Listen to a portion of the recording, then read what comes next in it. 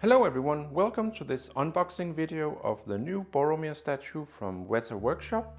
This is from their classic series, which means this is a 1:6 scale statue. And as you can see, we have the brown shipper here, which is just your usual brown shipper for this series of statues. On the side here, it says Classic Boromir with gift. And that basically means that I'm also getting the miniature horn of Gondor with this statue here. I think the first 400 people who pre-ordered this statue also got that. So this is more or less a limited edition or the exclusive version of this statue. I do believe that Weta still carries this piece as an open edition on their website.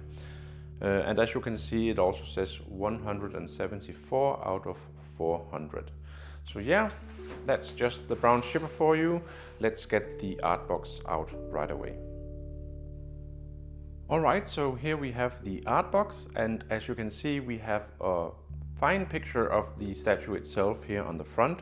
And it also mentions this thing about the free gift for the first 400 units.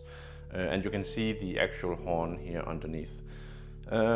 Yeah, and on the side we have some subtle branding, and on the back we have some character lore and also some behind the scenes information. I'll leave in a close-up if you want to read it. You can just pause and then go ahead.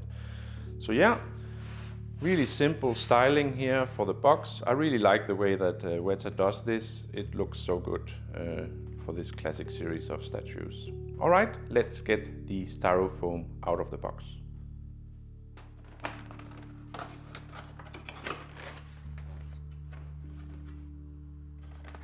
So we have what I assume is the horn on top. So we'll get around to unboxing that. I'll just want to get the whole thing out before we get to that.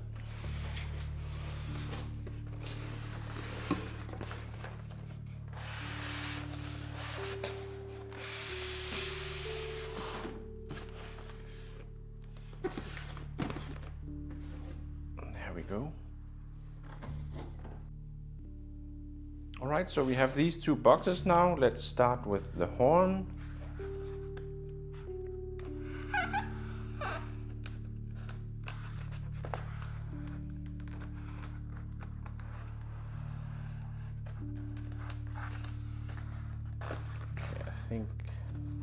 I think we got all sides, did we? At least I can flip it up, yeah, perfectly. So yeah, here we see there are two pieces here apparently. I assume this is the stand for it, which is very simple. You have a kind of like a pedestal thing and a slot for it, and then some chain or some rope here. Oh, that's probably some rope, yeah, sculpted of course. And then we have the edition size or the edition numbering underneath. Yeah, pretty simple. And then the horn itself is here, and it looks very nice. Some nice details to the texture on the surface of the horn, and some looks like some really good paint work here. And it seems to be actually quite hollow, or not hollow, but it's not like a solid piece. It kind of feels like a horn. Yeah. So when we put it here, let's see if we can figure this out. Is it like this? No. Oh, wait. Yeah, I think so. So it's just supposed, no, that's, I have to be careful. Wait, let's have a look at the box. Yeah, I think I'm doing it right. So I'm also holding it, which is not making anything easier. So yeah, like that. Oh, you can't see, but like this, yeah. All right, let's put that down and get the statue out.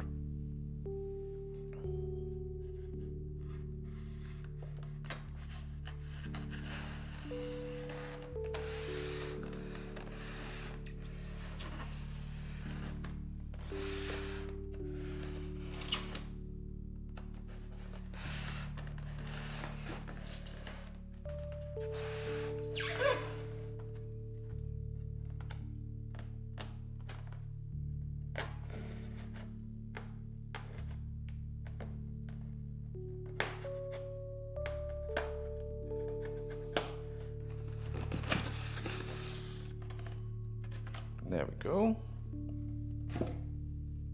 So here we have the statue, and as usual we get a rather simple statue. I mean, there's not really much to it. There's not many individual pieces that you have to put together like we see often with the premium formats by Sideshow. So this is really simple, and it's one of the things I really like about this line of statues. The simplicity of it is just great, I think. I'm just gonna change the angle of the camera slightly.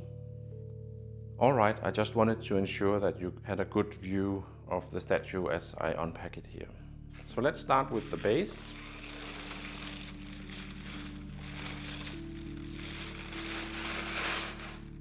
Which is very simple. You just have this kind of a snow ground here, snowy drift or whatever. I mean, you probably all know, having seen the picture, which scene in the movie this is from. So yeah, and it's keyed, and you can see his footprints here, and as well as a single peg for his left foot. And underneath it says all the usual, and you also have the name of the principal sculptor. I think this is a really good way of doing it. I think it's nice to see that the artist is getting some attention on this piece here. It's always nice. And you have his signature here as well. I don't think it's actually signed or anything, I just think it's printed on. But yeah, it's quite heavy. It has a nice solid feel to it, and it sounds heavy as well. Made out of polystone, I would assume. Yeah, I think we have some brush remains here. I think I'll just peel that off later. So yeah, this is looking good so far. Let's get the statue out. I'm just gonna put the base over here.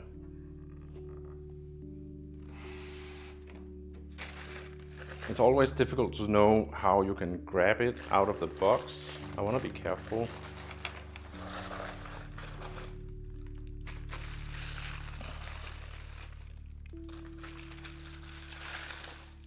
There we go. I think we're basically done with the box.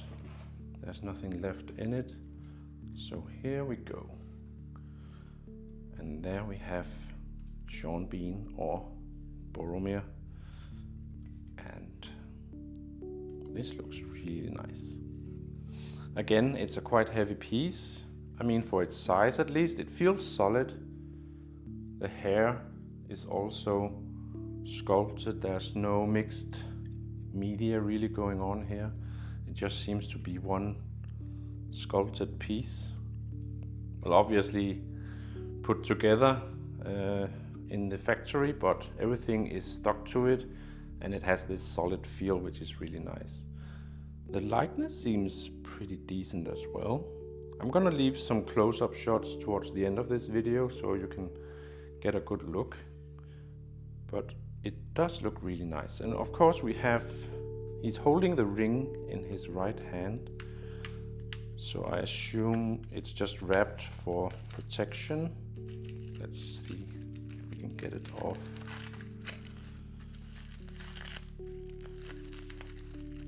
There we go. And then he's basically, well, there are some mixed media going on, I guess. So he's holding this chain here. Oh, sorry, you can't see. So he's holding this chain here with the ring on. It's tiny, but it looks nice.